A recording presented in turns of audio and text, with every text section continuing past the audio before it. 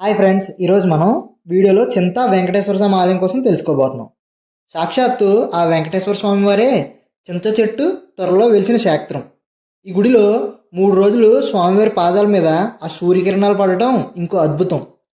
ఈ గుడి మొత్తం శిల్ప సౌందర్యంతో కనులు విందుగా ఉంటుంది. ఇక్కడ కనిపించే మండపంలో పిల్లర్స్ అనేవి డిఫరెంట్ సౌండ్స్ చేస్తాయండి. అలాగే ఈ చింతా వెంకటేశ్వర స్వామి క్షేత్రం పెన్నా నది ఒడ్డున తాడిపత్రిలో మన ఆంధ్రప్రదేశ్ అనంతపూర్ డిస్టిక్లో ఉంది. అలాగే ఈ ఊరికి తాడిపత్రి అనే పేరు ఎలా వచ్చిందో తెలుసా?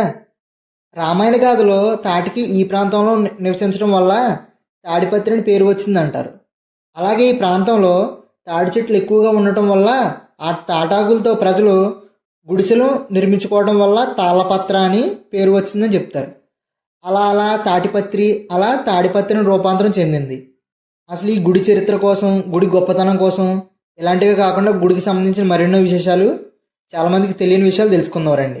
ఇప్పటివరకు మన ఛానల్ సబ్స్క్రైబ్ చేయకపోతే సబ్స్క్రైబ్ చేసుకుని ఇలాంటి మరెన్నో వీడియోస్ కోసం గంట సింబల్ ప్రెస్ చేయండి. మనకి హైదరాబాద్ నుంచి రావడానికి సికింద్రాబాద్ నుంచి కానీ కాజీగూడ నుంచి అయితే ట్రైన్స్ అవైలబిలిటీ ఉన్నాయండి. నైట్ ఎక్కితే ఎర్లీ మార్నింగ్ దిగిపోతాం. తాడిపత్రి స్టేషన్ నుంచి 3 కిలోమీటర్ డిస్టెన్స్లోనే మనకి టెంపుల్ ఉంటుందండి. మీరు స్టేషన్ నుంచి బయటకు వచ్చేస్తే అక్కడ మీకు ఫ్రెష్ అవి వెళ్ళడానికి రూమ్స్ అవైలబిలిటీ కూడా ఉంటాయి. ఈ చింతా వెంకటేశ్వర స్వామి దేవాలయం అనంతపూర్ నగరానికి 27 కిలోమీటర్లను, మన తాడిపత్రికి అయితే స్టేషన్ నుంచి 3 కిలోమీటర్ల దూరంలో ఉంటుంది. ఇదేనండి మన గుడి ఎంట్రన్స్. అసలు ఈ గుడిని ఎవరు కట్టారో తెలుసుకుందాం. ఫస్ట్ క్రీస్తు శకం 1460 నుంచి 1520 మధ్యలో విజయనగర రాజులు నిర్మించారు. పెన్నిస్వామి పాలకుడైన తిమ్మనాయుడు ఈ గుడిని నిర్మించాడు. ప్రధాన దైవం వెంకటేశ్వర స్వామి. స్వామికి చింతల రాయుడని, చింతల వెంకటేశ్వర స్వామి అని పేర్లు ఉన్నాయి. భక్తుల మనసులో చింతలన్నీ పోగొడతాడని భక్తుల విశ్వాసం. ఈ ఆలయంకి 600 సంవత్సరాల క్రితందండి. ఇప్పుడు అలాగే గుడిలో ఉన్న శిల్ప సంపదను చూస్తూ గుడి చరిత్రను తెలుసుకుందాం. ఒకప్పుడు ఈ ఆలయం ప్రదేశంలో చింత చెట్లు ఎక్కువగా ఉండేటువంటండి.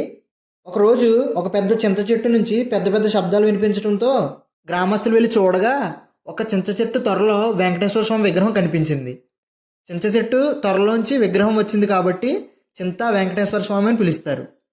అదే సమయంలో పెన్నిస్వామి పాలకుడైన తిమ్మనాయుడు గండికోటలో తన సైన్యంతో సహా విశ్రాంతి తీసుకుంటుండగా ఆయన కల్లోకి వెంకటేశ్వర స్వామి కనిపించి చింత చెట్టు త్వరలో ఉన్నా అని విగ్రహం బయటికి తీసి ఆలయాన్ని నిర్మించమని ఆజ్ఞాపించారు. దీనిని విజయనగర నిర్మాణ శైలిలో ఈ ఆలయాన్ని నిర్మించడానికి ప్రత్యేకంగా వారణాసి నుంచి శిల్పులను రప్పించి ఈ ఆలయంలో ఎన్నో ప్రత్యేకతలు ఉన్నాయండి.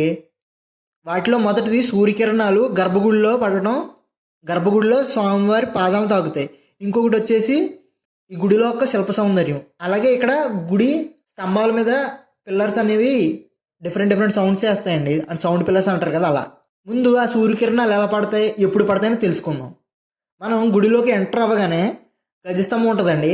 ఆలయం ముందే ఆ గజస్తంభం ఉంటుంది. దాన్ని సైడ్ నుంచి చూస్తే హంపీలో ఏదైతే సింగిల్ స్టోన్లో రథం ఉంటుందో సేమ్ అదే డిజైన్ మీకు కనిపిస్తుంది. ఆ రథంలో 4 అడుగులు గరుత్మంతుడు కూడా దర్శనమిస్తాడు. ఆయన వెనకాలే 2 రంధ్రాలు ఉంటాయండి.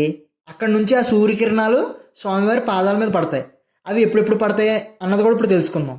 సూర్యకిరణాలు మాఘమాసంలో శుద్ధపక్ష ఏకాదశి అంటే భీష్మ ఏకాదశి అంటాం కదా, ఏకాదశి, ద్వాదశి, త్రయోదశి ఈ 3 రోజులు స్వామివారి పాదాల మీద ఆ సూర్యకిరణాలని పడతాయండి.